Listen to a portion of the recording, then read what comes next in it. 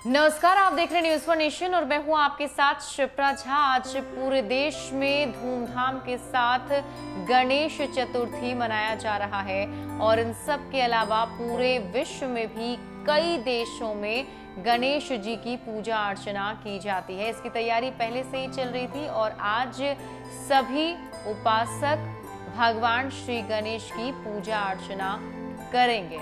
इन सब के अलावा गणेश जी के बारे में बताया जाता है कि गणेश जी की पूजा सबसे पहले की जाती है।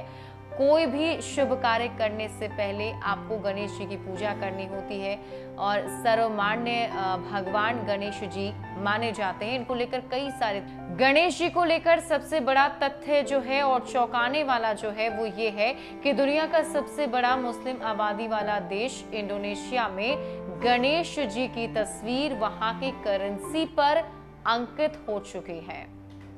इंडोनेशिया और भारत की संस्कृति में कई तरह की समानताएं हैं। यहाँ पहुंचकर शायद आपको एक बार गलत फहमी भी हो सकती है कि कहीं आप भारत में तो नहीं आ गए। यहाँ कई हिंदू देवी देवताओं की पूजा होती है। मलेशिया और ऑस्ट्रेलिया के बीच हजारों द्वीपों पर फैले इंडोनेशिया में मुसलमानों की सबसे ज्यादा आबादी बसती है, पर यहाँ हिंदू धर्म का स्पष्ट तौर पर प्रभाव नजर आता है।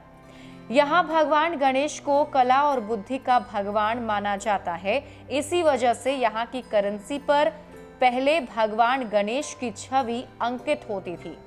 कुछ साल पहले इंडोनेशिया की अर्थव्यवस्था लड़खड़ा गई थी, जिसके बाद वहां के अर्थशास्त्रियों ने विचार विमर्श के बाद 20,000 रुपया का एक नया नोट जारी किया था, जिस पर भगवान गणेश की तस्वीर को छापा गया। हालांकि 1998 के बाद इंडोनेशिया में 20,000 रुपए की नई नोट जारी की गई। 1998 के बाद जारी हुए नए नोटों पर से भगवान गणेश की तस्वीर हटा दी गई थी। इंडोनेशिया में करेंसी से लेकर आम जनजीवन में सांस्कृतिक विविधता नजर आती है। रामायण और रामायण मंचन यहाँ की संस्कृति का अहम हिस्सा है। एक मुस्लिम बहुल देश की संस्कृति में रामायण महाभारत का अस्तित्व भले ही हैरान करता हो, लेकिन इंडोनेशिया हिंदू धर्म के साथ जुड़ी अपनी सांस्कृतिक पहचान के साथ बहुत सहज है। पूरे इंडोनेशिया में रामायण और महाभारत की कहानी हर कोई जानता है। वहां के जकार्ता स्क्वायर में कृष्णा अर्जुन की मूर्तियां भी स्थापित हैं।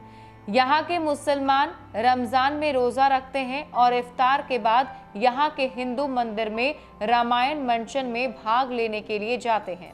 यहाँ हिंदू मुस्लिम के बीच सौहार्द कायम है।